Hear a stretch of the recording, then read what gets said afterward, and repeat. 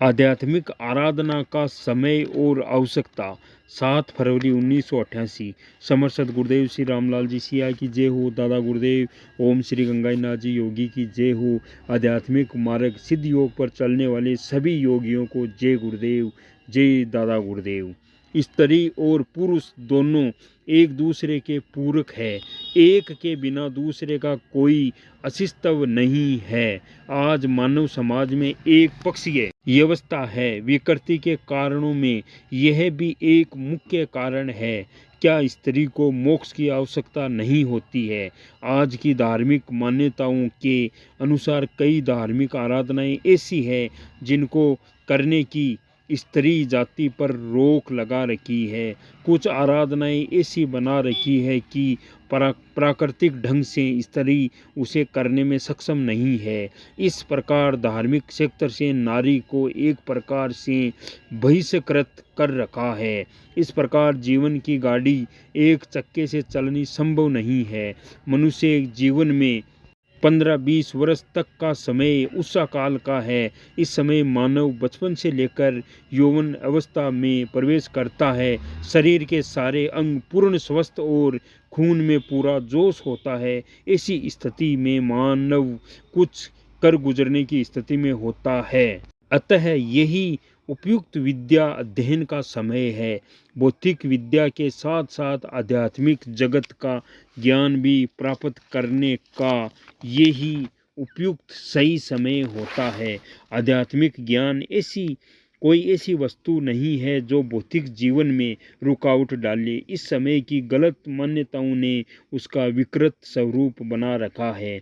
अक्सर ईश्वर नाम की शक्ति हमारे भौतिक जीवन में प्रत्येक सहयोग न कर सके तो फिर उसको मानने की आवश्यकता क्या है? उसके बिना क्या काम चल नहीं सकता है। परंतु सच्चाई यह है कि वह व्यक्ति मनुष्य के भौतिक जीवन के हर क्षेत्र में पग पग पर प्रत्यक्ष रूप में उसका पथ प्रदर्शन करती है। मैं व्यवहारिक जीवन में इसका परीक्षण करके देख चुका हूँ। इसके अतिरिक्त गुरुदेव बाबा श्री गंगानाथ जी योगी के स्वर्गवास के बाद मुझसे जुड़ने वाले लोगों का भी आध्यात्मिक शक्तियाँ भौतिक जगत में पग पग पर पद प्रदर्शन कर रही है। परीक्षण के तौर पर मैंने पाया कि युवा लोग इस शक्ति को बर्दाश्त करने में अधिक सक्षम होते हैं।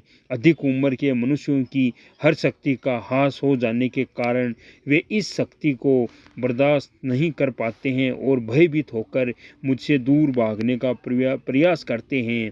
स्वामी विवेकानंद जी ने एक स्थान पर कहा है कि आध्यात्मिक आराधना करने वाले लोगों को शारीरिक और मानसिक दृष्टि से स्वस्थ होना जरूरी है। शारीरिक और मानसिक दृष्टि से कमजोर व्यक्ति इसमें अधिक सफलता प्राप्त नहीं कर सकता है। आध्यात्मिक शक्तियाँ इतनी शक्तिशाली होती है कि स्पर्श मात्र से ही वह भयभीत हो जाता है। आजकल के आध्यात्मिक गुरुओं ने आराधना का समय बुढ़ापे का निश्चित कर रखा है।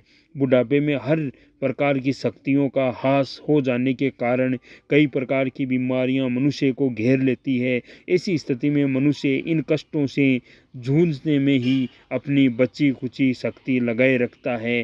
आराधना के लिए न उसके पास समय रहता है और न ही शक्ति। इस युग में आराधना का स्वरूप पूर्ण रूप से बहिर्मुखी है।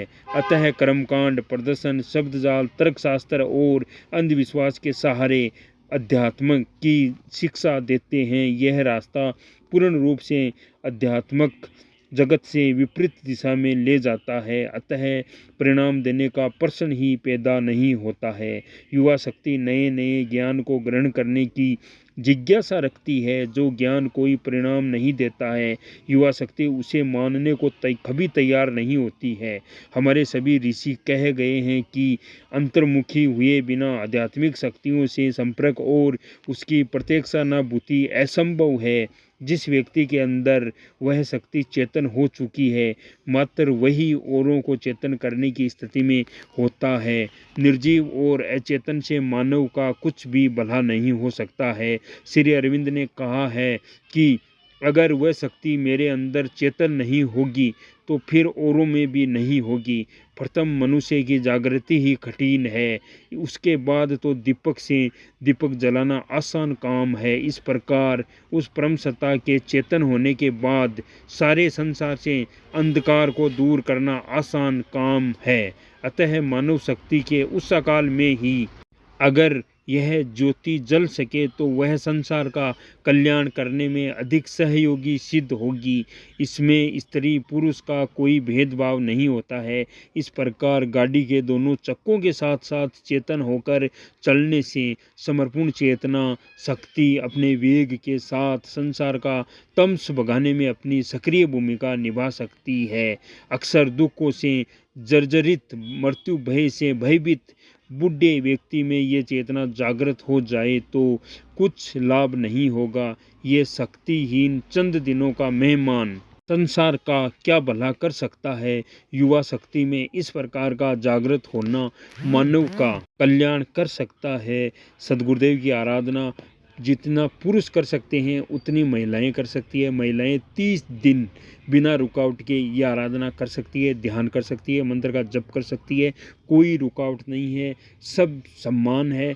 मनुष्य में पुरुष हो या महिलाओं हो, दोनों बराबर की आराधना कर सकते हैं और गुरुदेव के अनुसार दोनों ही मोक्ष के भागीदार हैं। अपनी आराधना करके दोनों ही मोक्ष पा सकते हैं, किसी के पास भेदभाव नहीं है। जय गुरुदेव, जय दादा गुरुदेव।